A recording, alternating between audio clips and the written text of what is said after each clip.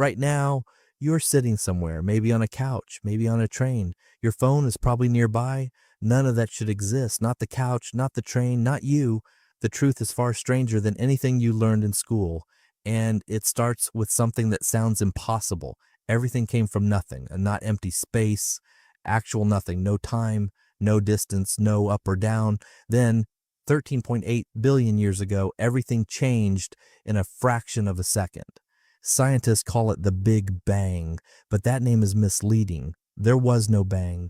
There was no explosion into space. Space itself began to exist, and it has been stretching ever since. In the early 1980s, physicist Alan Guth proposed that in that first sliver of a second, the universe expanded faster than the speed of light, a theory now called cosmic inflation.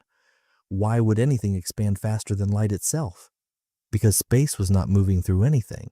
Space was the thing being created. For hundreds of thousands of years after that, the universe was too hot for atoms to form. It was a fog of pure energy, opaque and chaotic.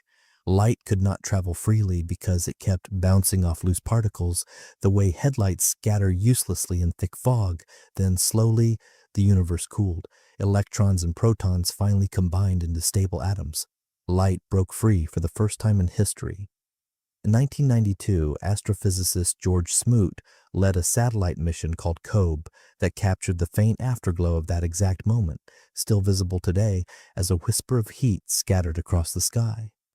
He later said the data felt like seeing the fingerprints of creation.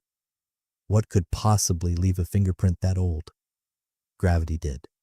Slight ripples in that early hot gas pulled matter together into denser clumps. Those clumps became gas clouds. Gas clouds collapsed under their own weight and ignited into stars. Inside those stars, nuclear fusion crushed hydrogen into helium, releasing the light and heat that stars are known for. But something else happened too. When massive stars ran out of fuel and died in violent explosions called supernovae, the intense heat and pressure forged heavier elements: carbon, oxygen, iron, calcium. Every element heavier than hydrogen and helium came from a dying star. The oxygen in the air you just breathed, the calcium in your teeth, the iron carrying oxygen through your blood right now, all of it was cooked inside a star that exploded long before Earth existed. You are not like stardust. You are stardust rearranged. About 4.6 billion years ago, a massive cloud of that stardust began to collapse under gravity. As it shrank, it spun faster, the same way a figure skater spins faster by pulling their arms inward. Almost all of the material gathered at the center and ignited into our sun. The leftover dust and gas flattened into a spinning disk around it. Inside that disk, tiny particles collided and stuck together. Dust became pebbles. Pebbles became boulders. Boulders became planets. Earth was one of them, and it happened to form in a narrow, lucky region of space, close enough to the sun for warmth, far enough away to avoid being scorched.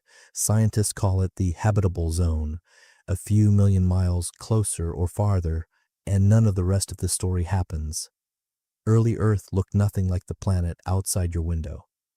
It was a molten, glowing sphere, constantly struck by asteroids and debris left over from the solar system's violent birth. One collision was so massive that scientists believe it tore a chunk of young Earth clean off, flinging it into orbit. That chunk became the moon. Without it, Earth might spin wildly on its axis, causing extreme chaotic swings in climate instead of stable seasons. Would complex life have ever been possible on a planet like that? Almost certainly not. A single catastrophic crash may have quietly made everything else in this story possible. For hundreds of millions of years after that, Earth slowly cooled. Water vapor released by volcanic eruptions condensed into rain that fell for what may have been thousands of years without stopping, filling the first oceans. The planet was still hostile, constant asteroid impacts, toxic gases, no oxygen in the atmosphere at all.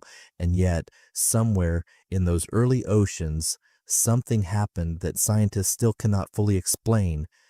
Chemistry became biology.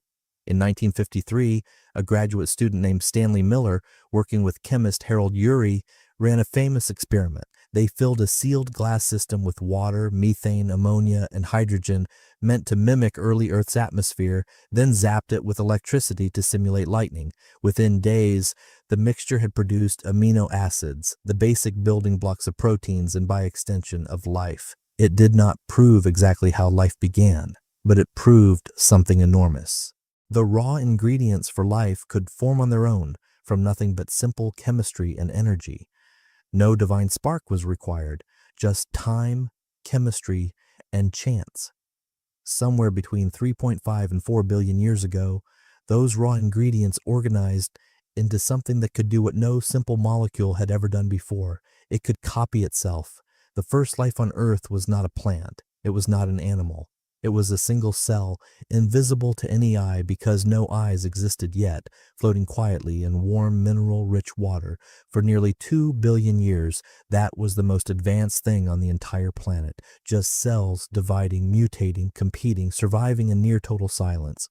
2 billion years is difficult to even picture. It is almost half the current age of the universe itself. Eventually, some of those single cells began to cooperate instead of compete. They stuck together, formed simple colonies, and slowly evolved into the first multicellular organisms.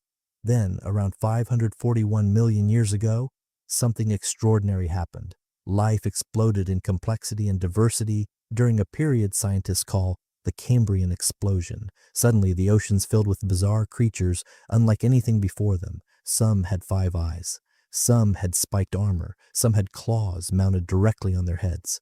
Evolution was not moving towards some final goal. It was experimenting wildly, testing thousands of strange body plans at once to see what would survive.